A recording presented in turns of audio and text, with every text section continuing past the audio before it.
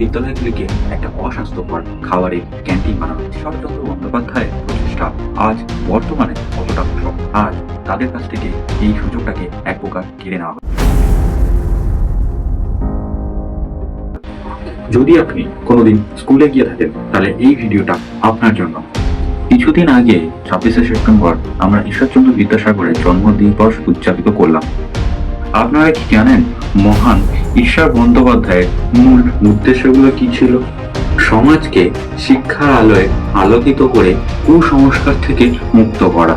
এই জন্যই তিনি আজীবন সংগ্রাম করেছিলেন। তিনি প্রথম বাংলা তথা ভারতে নারী শিক্ষার বিস্তার ঘটান।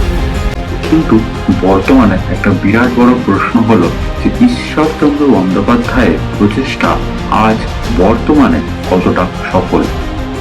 আজ সরকারি স্কুলগুলির কাঠামো একেবারেই ভেঙে পড়েছে, আর প্রাইমারি স্কুলগুলি যাদের অবস্থা অতীব শোচনীয়, বিশেষ করে গ্রাম অঞ্চলে পিছিয়ে পড়া দরিদ্র শ্রেণীর মানুষ, যাদের কাছে জীবনযাত্রাকে উন্নত করার একমাত্র মাধ্যম হলো শিক্ষা। আর তাদের কাছ থেকে এই সুযোগটাকে এক প্রকার কেড়ে নেওয়া হচ্ছে, যাতে তারা মাথা উঁচু করে প্রশাসনের কাছে নিজের ভালোটাকে দাবি না করতে পারে, আর প্রশাসন দ্বারা করা কোনো কুকাজের বিরুদ্ধে তারা যেন প্রতিবাদ না করতে পারে।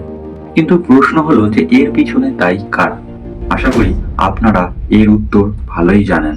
কোনো গোষ্ঠী বা সমাজকে উন্নত করার প্রথম কাঠামো হলোই শিক্ষা, আর এই শিক্ষা হলো দেশ, সমাজ এবং মানুষের মেরুদণ্ড। আর বর্তমানে ক্ষমতায় থাকা কিছু মানুষ তাদের সুবিধার্থে, তাদের স্বার্থ চরিতার্থ করার জন্য এই শিক্ষা ব্যবস্থাকে ভেঙে দিয়েছে এবং আরো ভাঙার চেষ্টা করছে, যাতে গরিব পিছিয়ে পড়া সম্প্রদায় শিক্ষার আলোয় আলোকিত না হতে পারে ও প্রশাসনের গোলাম তৈরি হয়। সুতরাং কিছু প্রশ্ন আজ খুবই প্রয়োজনীয়। কেন শিক্ষা ব্যবস্থাকে সঠিক করা হচ্ছে না? কেন গরিব পিছিয়ে পড়া শ্রেণীর মানুষ সুশিক্ষা থেকে বঞ্চিত হবে? কেন বিদ্যালয়গুলিকে একটা অস্বাস্থ্যকর খাবারের ক্যান্টিন বানানো হচ্ছে? কেন আজ শিক্ষা এত ব্যয়বহুল? আঙুল তুলে চোখে চোখ রেখে প্রশাসনকে প্রশ্ন করুন।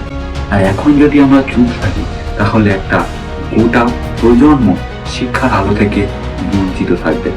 সুতরাং নিজের আগামী প্রজন্মের জন্য শিক্ষা ব্যবস্থাকে উন্নত ও সঠিক করতে প্রশ্ন করুন, আওয়াজ তুলুন।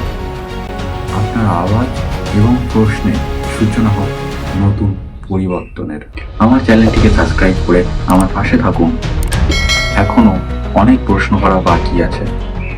জয় হিন্দ, জয় ভারত।